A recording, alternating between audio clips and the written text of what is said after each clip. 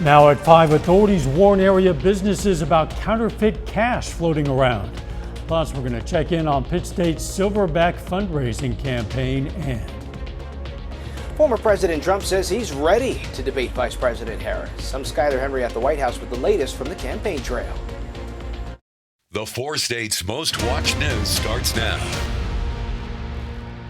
Pittsburgh area law officers caution businesses to be on the lookout for funny money as a number of area businesses fall victim to a counterfeiter. This is KOAM News at 5. I'm Dow Quick. Al Patel, the owner of Pitt Discount Liquor Store in Pittsburgh, received one of those fake $100 bills. In fact, has received a number of them, multiple occasions. The counterfeiter was looking to receive real money in return for the counterfeit money. The Pittsburgh Police Department says prevention is the best solution to avoid counterfeit cash, as police departments can't reimburse businesses for lost money.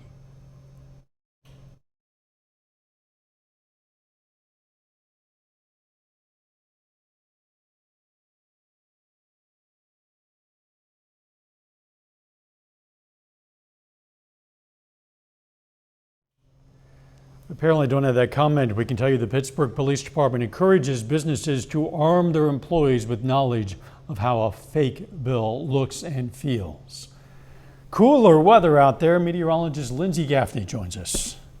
It's August. It doesn't feel like it though. Temperatures 81 degrees out in Joplin, got up to about 83 out in Joplin. We also had a few showers that passed earlier today. That was a secondary cold front this week, so it's going to drop temperatures even further than what they already were. Across the region, it's 5 o'clock. Normally, we're seeing temperatures in the mid to upper 80s, even low 90s by 5 o'clock, but right now, 78 out in Lamar, 79 in Pittsburgh, 81 in Chanute. Still a little bit warmer in those southern counties, 89 in Veneta, 90 in Jay.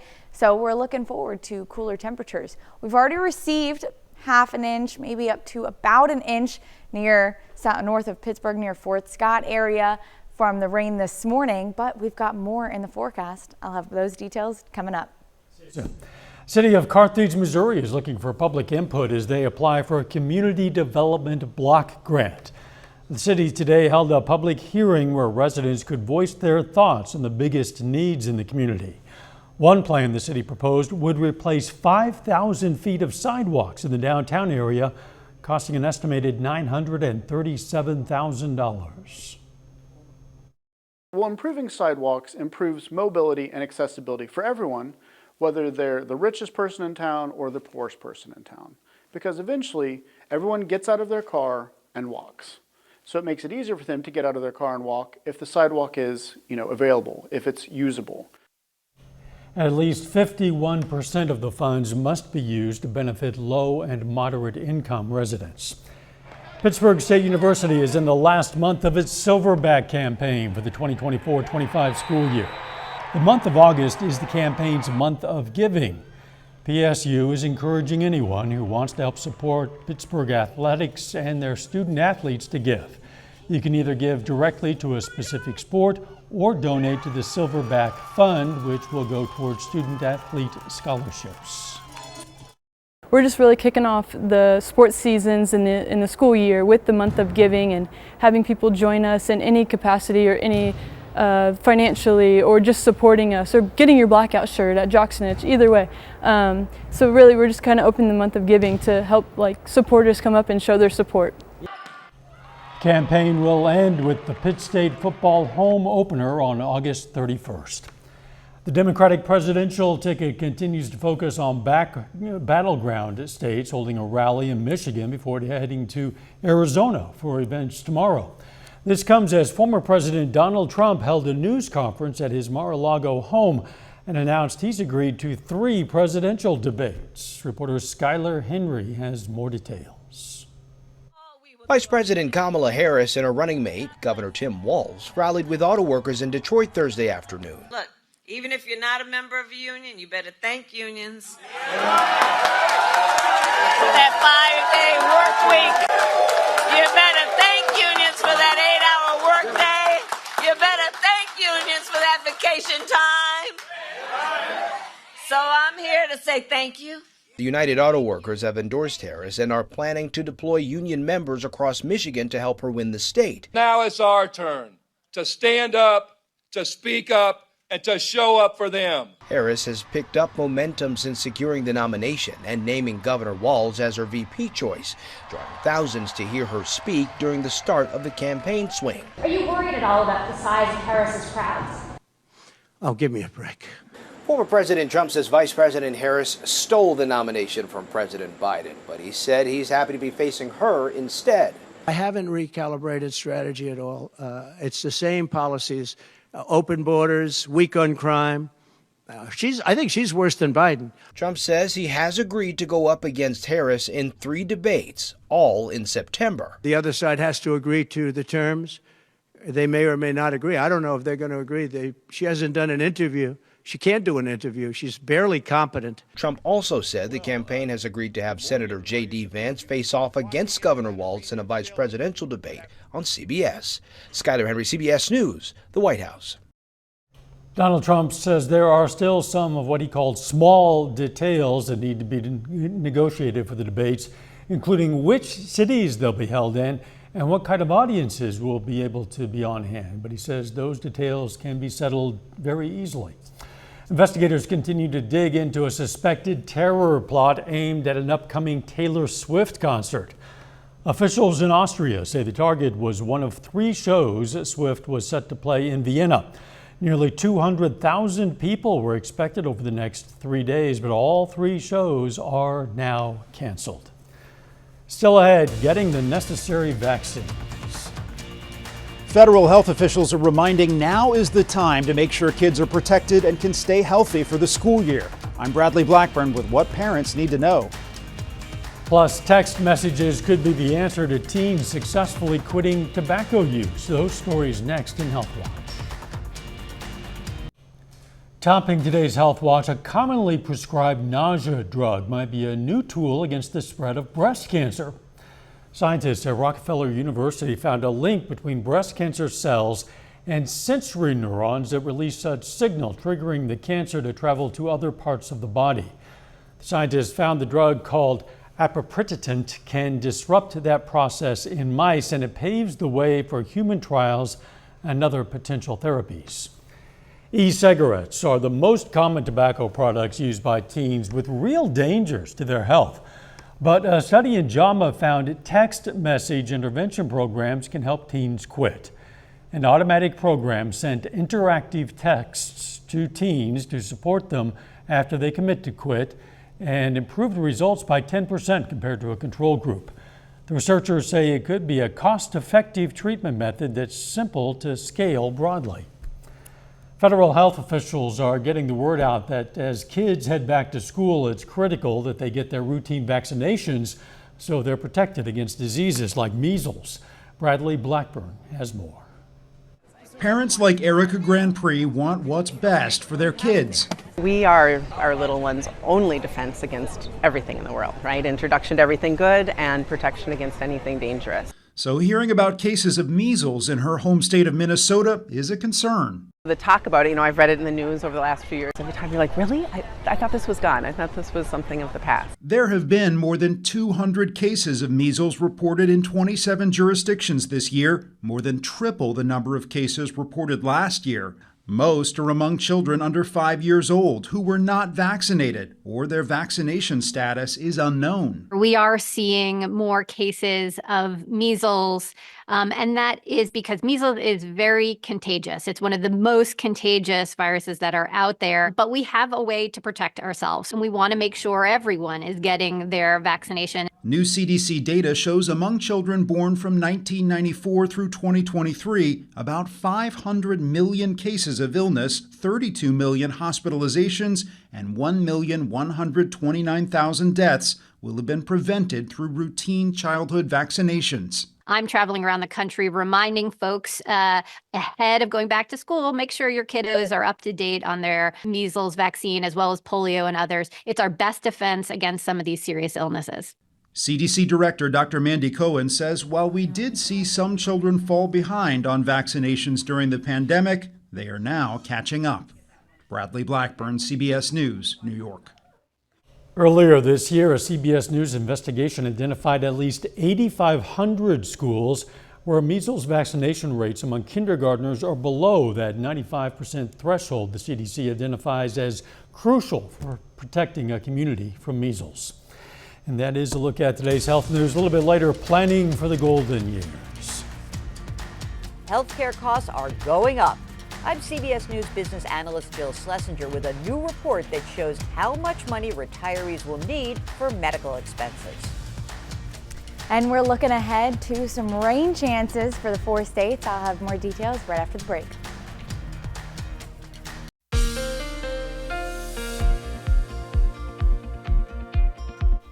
Well, we're finally looking ahead to rain chances. The last couple days have been really great. It doesn't even feel like August. Let's go ahead and take a look outside Indigo Sky Casino and Resort. We had a few clouds in the area, but overall it was mostly sunny skies out there with a few rain showers in the morning. Those ended about mid-morning, maybe even noon, and then the clouds started to clear out and we ended up having a pretty good afternoon. High only got up to about 84 degrees with our low about 67, so we're definitely below average for this time of year. It doesn't feel like August, especially with all the rain chances that are coming in the next week. It actually feels more like spring. We've got a few clouds that are moving out. Other than that, we may see an isolated shower or two tonight, but overall, we're going to stay dry at least until the weekend. Our minor risk for heat in our area drops as we move into Friday. Little to no risk in those northern counties. That's where we had the temperature falls. But then we move into Saturday, temperatures really drop, especially with a few more shower chances across the area. Not seeing any heat risk. Temperatures dropping down to low 80s, even upper 70s across the area. Unfortunately, it goes right back up on Sunday. Not too high, still going to be below average, but we do see those temperatures start to look a little bit more like August as we move into next week. But until then, Friday high getting up to about 83 in Joplin, 81 in Pittsburgh, 78 in Iola, 77 in the 8 Center, so definitely cooler up in those northern counties. But even in the southern counties, 86 in Jay, 87 in Grove and Bella Vista, not so bad out there. And then we move into Saturday, so we see, oh, looks like it disappeared, but temperatures getting up to the upper 80 or low 80s, upper 70s. Our high for Joplin on Saturday is only about 80 degrees. Definitely not like August. All right, then we also have these rain chances to talk about. So you can see this, we had this line that was already moving north of us. A few isolated showers may be popping up in our northern counties, moving down to the central counties. Not going to disrupt anything. It's not going to be like downpours or anything. It's just going to be a few brief showers still wanting to stick around from the earlier rainfall. Then we move into the weekend. Friday, mostly clear, but a few clouds. And then Saturday, 7 a.m., start to see a few showers pushing into our counties out in Oklahoma, maybe even far southern counties in Kansas as well. They start to increase as we move into later in the morning, about 11 a.m., Joplin getting those showers. Isolated and scattered, not heavy rainfall amounts, but definitely still good to get a few rain showers, especially in those southern counties that didn't receive a lot today. Rain is always good, especially in the 4 states in August. It's definitely needed. Then we move into Sunday, so we're starting to see heavier rain showers pushing into the area about noon. Those are going to continue for the next several hours, even several days on and off for the next week and a half even. Through the weekend, not a ton of accumulation. Northern counties not getting as much. Central counties maybe up to an inch. You can see there may be a spot out in Joplin, Carthage, Neosho, Monette where you could see up to 1.5 inches, 2 inches of rainfall. But our main focus for heavier amounts of rain likely will be early next week, and then temperatures do unfortunately start to warm right back up. But loving those lower temperatures for the next several days. Oh, me too. Thanks, Lindsay. Tropical storm Debbie is bringing a new round of heavy rainfall and flooding to the East Coast. The storm made landfall again in South Carolina this morning and is moving north, raising concerns of flash flooding. In Columbia, South Carolina, officials expressed relief the storm shifted north a bit, even more rain and high winds. We dodged a bullet, to be honest with you, but I think we were really prepared for the worst, and we ended up in the best situation we could. Officials say a suspected tornado killed at least one person in North Carolina and damaged multiple homes. The storm is expected to make its way up to the Northeast by the weekend. Coming up, when some college students might be able to apply for federal student aid. Topping today's Consumer Watch, financial aid forms are going to roll out late this year for many college students again. The 2025 to 2026 free application for federal student aid will be released October 1st. That's for only some students. For others, it could come sooner than that. It's supposed to be ready for everyone by December 1st. The Department of Education says this is so it can test changes made to the form. It comes after a glitch-filled rollout of the form last December for the academic year just getting underway. Some Delta Airlines passengers whose flights were canceled when the airline's operations were impacted due to a global tech outage, they've sued Delta in a class action suit. The lawsuit accuses Delta of refusing to refund passengers or issuing only conditional refunds amid mass cancellations. Delta did not fully recover its operations over the weekend of the outage, though its competitors did. Delta, CrowdStrike, and Microsoft are battling publicly over who's to blame and who should pay for the outages. Record numbers of Americans are hitting retirement age in 2024.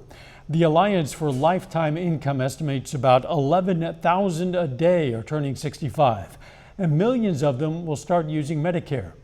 CBS News business analyst Jill Schlesinger says people receiving the government health insurance still need to plan for major medical expenses. 65 million Americans currently receive Medicare for health coverage, but still face plenty of out-of-pocket expenses. A new report from Fidelity Investments reveals that a 65-year-old retiring this year can expect to spend, on average, $165,000 for healthcare and medical expenses throughout retirement. That number has more than doubled since 2002. Those expenses include premiums for Medicare Parts A and B, prescription drugs, and other costs like co-payments, co-insurance, and deductibles. The number is expected to go up about 5% every year, so people who are currently working need to plan for these expenses now. If your company offers it, enroll in a high-deductible health plan paired with a tax-free health savings account. If you leave your job, you can take your HSA with you and even use it decades in the future. If you don't have access to these plans, consider creating a separate investment account reserved just for healthcare. Putting a little bit of money away every month can help make sure you're covered during retirement. In New York, I'm CBS News business analyst Jill Schlesinger. Tonight on the CBS Evening News, Jill's going to take a closer look at other costs retirees face and what some are doing to get by. A final check of the forecast next.